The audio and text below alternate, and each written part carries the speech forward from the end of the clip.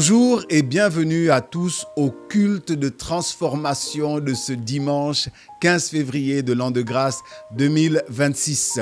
Je suis votre hôte, le pasteur Ske.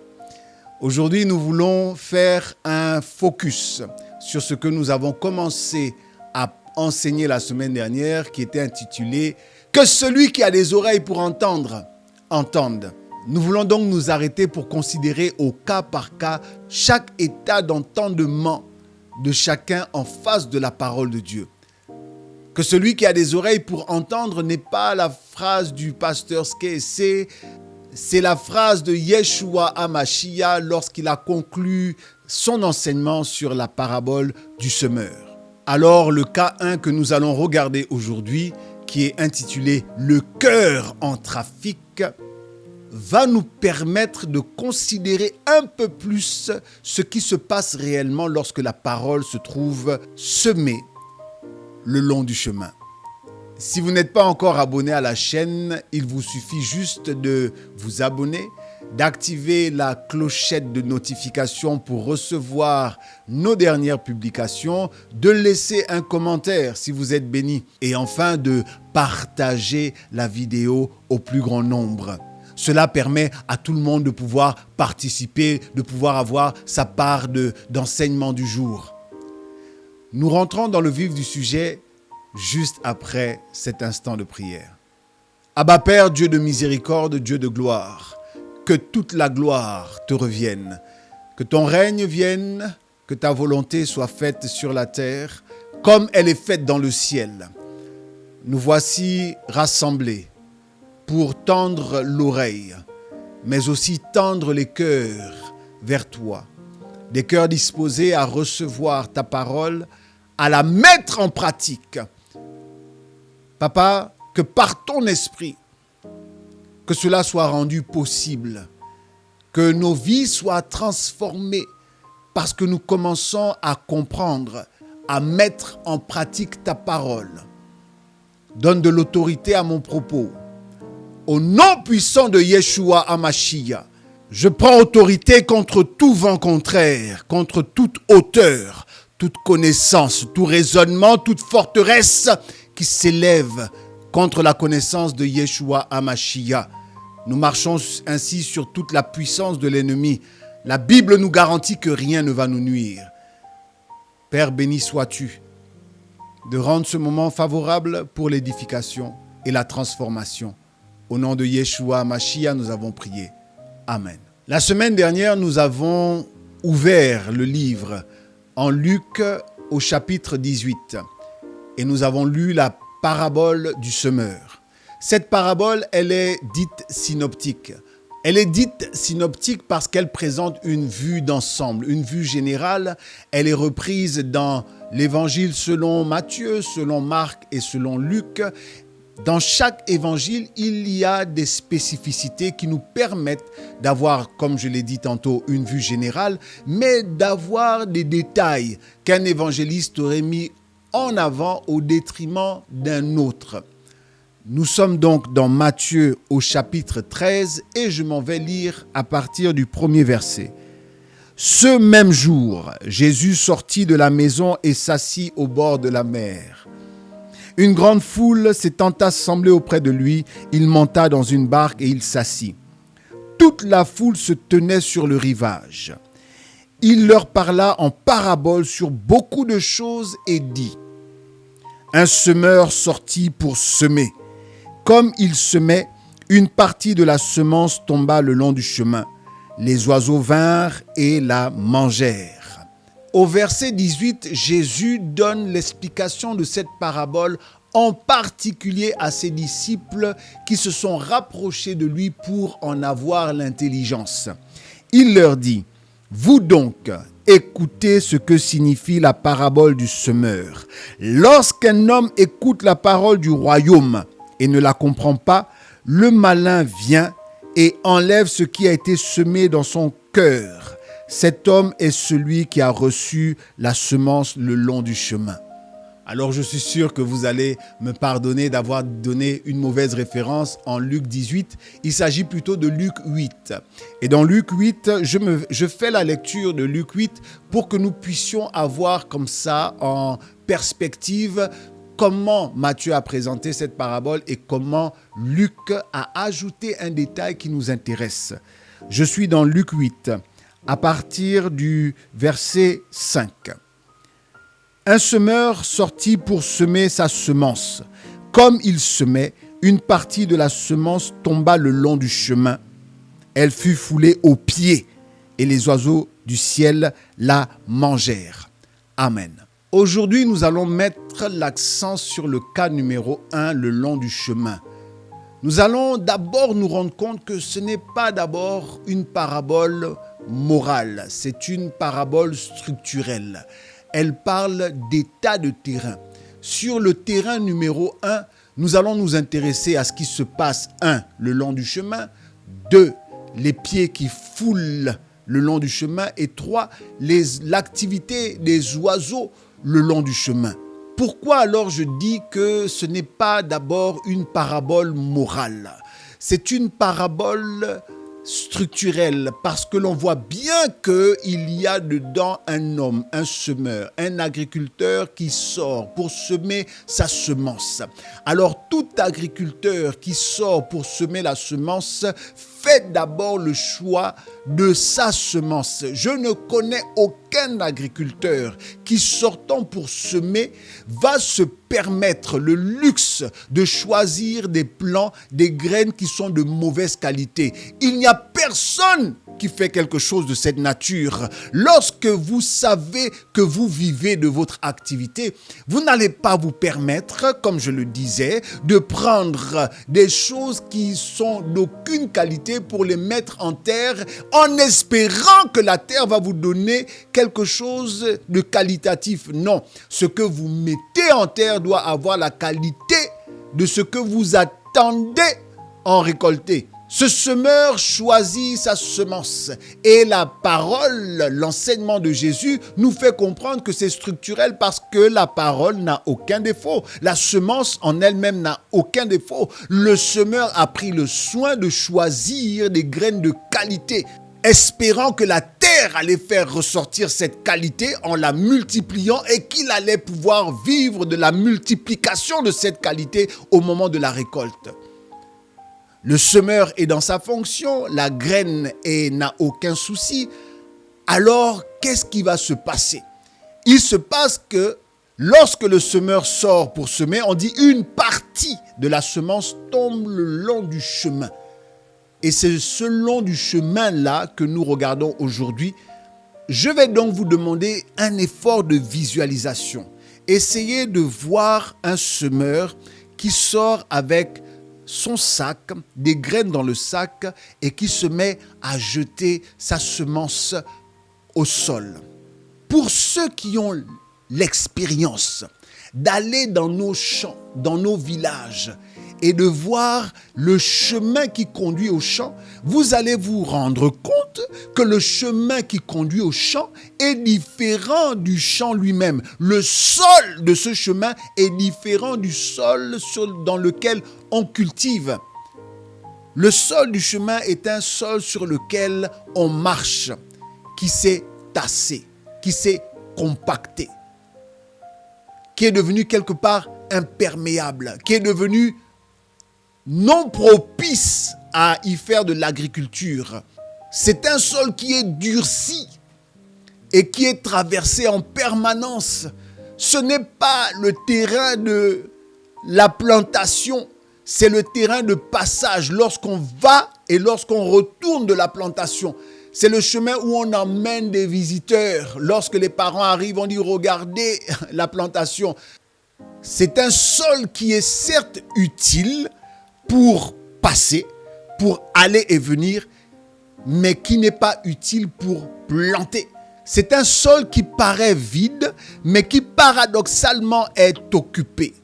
Le long du chemin en milieu urbain, c'est le domaine par excellence des enseignes, des panneaux lumineux, les grandes marques qui s'affichent. C'est le domaine où les gens marchent, où les voitures circulent, où il y a du bruit. Il y a les coups de klaxon, pam, pam, il y a les injures qui fusent. Vous savez, lorsqu'il y a un bouchon et que vous êtes déjà bien énervé, vous ne supportez pas cette ambiance et puis les nerfs chauffent. Vous êtes prêt à libérer une mauvaise parole à n'importe quel moment. C'est un terrain qui est occupé. C'est le domaine urbain, ce n'est pas le domaine agricole. Le long du chemin, c'est le domaine des piéteurs, le domaine des piétineurs, le domaine des commerçants, le domaine de ceux qui sont affairés, les gens qui sont busy, le domaine des businessmen, ils vont et viennent. Ce n'est pas le domaine agricole. Le long du chemin, c'est aussi le domaine automobile. Le long d'une autoroute, il n'y a que les voitures qui vont et viennent dans un mouvement incessant. C'est le domaine des émissions de gaz à effet de serre, des tuyaux d'échappement. C'est un domaine où il y a tout sauf le domaine agricole. Le long du chemin n'est pas un terrain où l'on peut planter et espérer avoir quelque chose sortir. Le long du chemin, c'est par excellence ce que j'appelle le domaine du cœur en trafic. Un cœur qui est toujours traversé, un cœur qui est toujours impatient, un cœur qui est dans cette tumulte, dans ce mouvement et qui ne permet absolument que rien ne s'y dépose, que rien ne pénètre parce qu'il est devenu endurci par l'activité. Tout simplement. Et alors, dans un cœur en trafic, la parole y arrive, mais ne s'y dépose point. Elle est entendue, mais pas reçue. Elle est perçue, mais pas retenue. En gros, la parole reste en surface. Et tant que la parole reste en surface, elle demeure une graine et elle est vulnérable. Combien de fois nous est-il arrivé de ne plus prêter attention à de simples avertissements? Combien de fois nous est-il arrivé que l'on nous parle et nous avons l'esprit ailleurs? Nous avons le sentiment d'écouter, mais nous ne retenons pas parce que l'esprit est ailleurs. Je me rappelle, il y a de cela plus de 10 ans, j'ai failli perdre toute ma famille parce que je pensais que j'étais très fort et que je pouvais me permettre de faire dans la même journée un aller-retour de Grenoble, de la ville de Grenoble vers Gévézé. Ceux qui connaissent, c'est en France. Et que je pouvais partir très tôt le matin, arriver à Gévézé et reprendre la voiture, retourner à Grenoble, tout cela en une journée.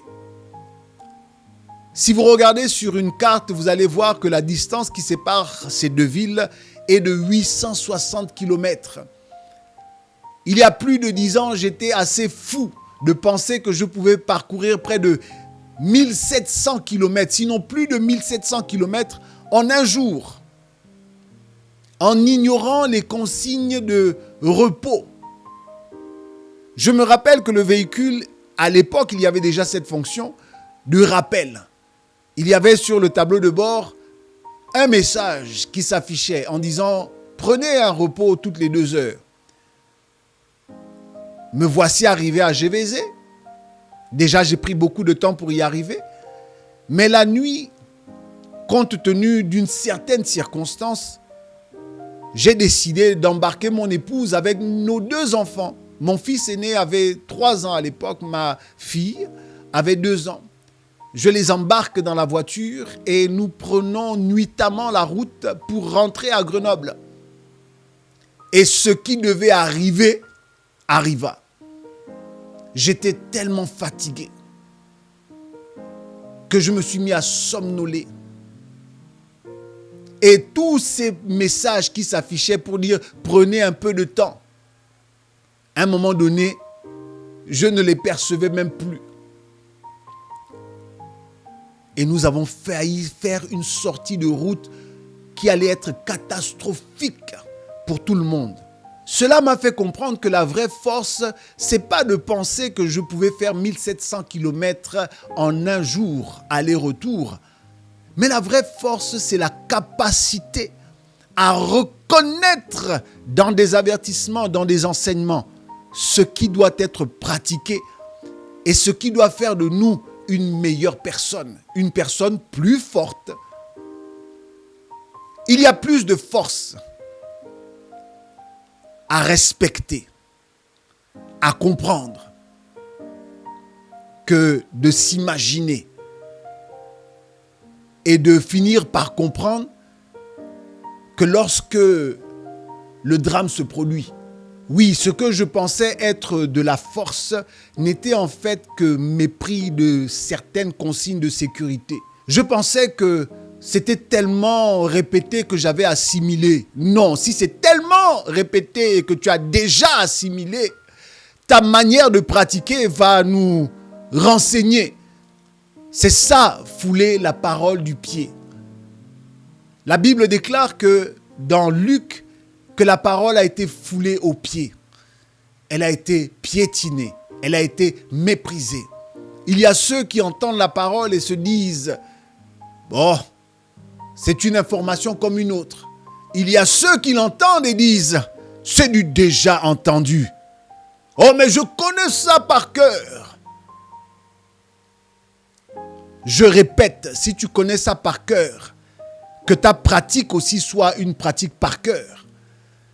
À quoi cela te sert-il de connaître par cœur et de ne jamais pratiquer? Connaître par cœur et ne jamais pratiquer renvoie en fait à un défaut de compréhension. Oui, c'est ce que Jésus dit. Lorsqu'il donne l'explication de la parabole, il dit « ceux qui entendent mais ne la comprennent pas ». Le mot grec qui a été utilisé pour traduire le verbe comprendre est souniemi. Dites avec moi souniemi. Souniemi, c'est le fait de mettre ensemble, de joindre dans l'esprit, de faire des connexions, de comprendre que A est lié à B d'une certaine manière. C'est le fait de considérer et c'est le fait d'être sage. Ce n'est pas pour rien que l'Esprit, après nous avoir parlé d'avoir un cœur qui écoute, un cœur intelligent, un cœur sage, vienne nous parler de la parabole du semeur. En matière d'éducation, ce qu'un enseignant vise, c'est la compréhension de ce qui est enseigné. Parce que ce qui est enseigné appelle une introspection, appelle une capacité à pouvoir joindre, comprendre que ça et ça se rejoignent quelque part. Souniemi parle d'une faculté à comprendre les choses spirituelles, à comprendre les vérités spirituelles, les choses abstraites. Les choses qui ne prennent pas corps tout de suite, mais qui par le fait de méditer, on comprend le lien entre eux. C'est pourquoi Souniemi dit mettre ensemble. Parce que bien souvent, la parole de Dieu, en plus d'être utile lorsqu'on la comprend, elle doit être honorée. Lorsqu'on la traite, lorsqu'on la piétine, lorsqu'on la méprise, lorsqu'on la foule aux pieds, lorsqu'on est tellement occupé qu'on n'a pas le temps d'intérioriser, que cette parole reste en surface, alors le terrain a besoin d'être travaillé, d'être préparé. Parce que les oiseaux qui viennent picorer, en vérité, ils ne viennent pas picorer une racine. Vous avez déjà vu un oiseau venir et puis commencer à picorer une graine qui a déjà poussé, une graine qui a déjà poussé des racines et une petite tige. Les oiseaux ne viennent pas picorer cette tige, ils viennent picorer une graine qui n'a pas pénétré le sol, une graine qui est restée en surface. Ce qui veut dire que Satan, lorsque la parole n'est pas souniemi, Il n'a pas beaucoup d'efforts à faire vu qu'elle est restée en surface. Elle ne va donc rien produire dans la vie.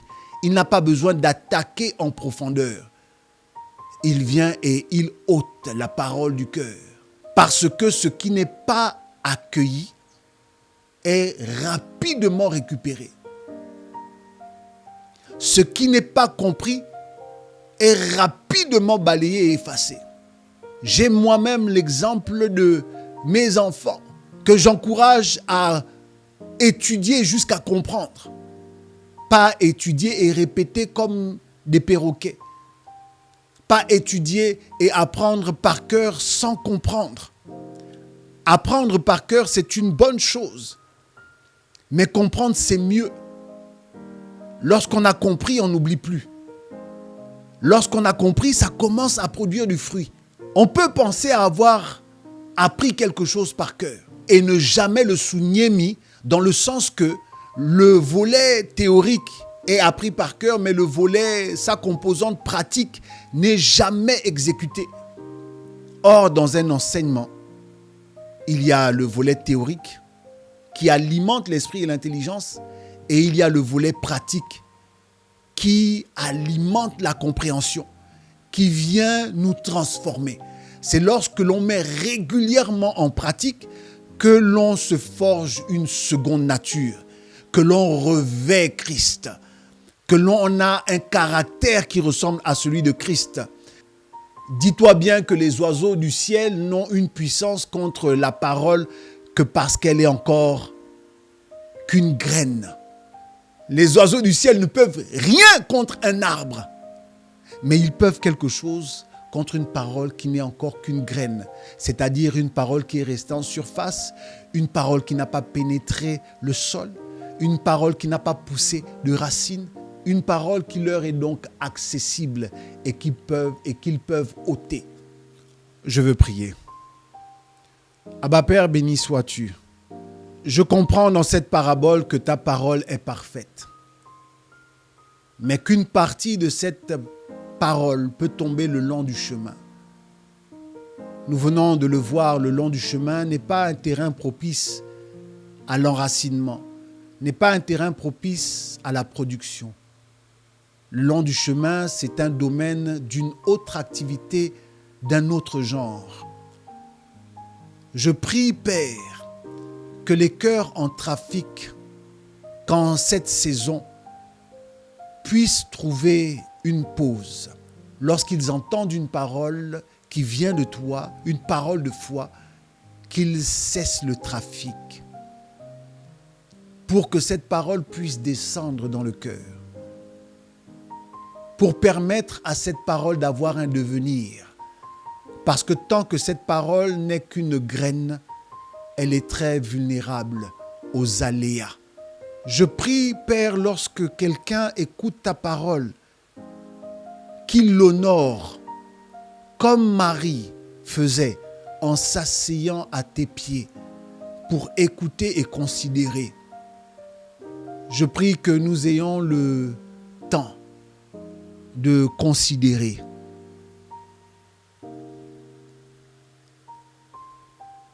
De te considérer.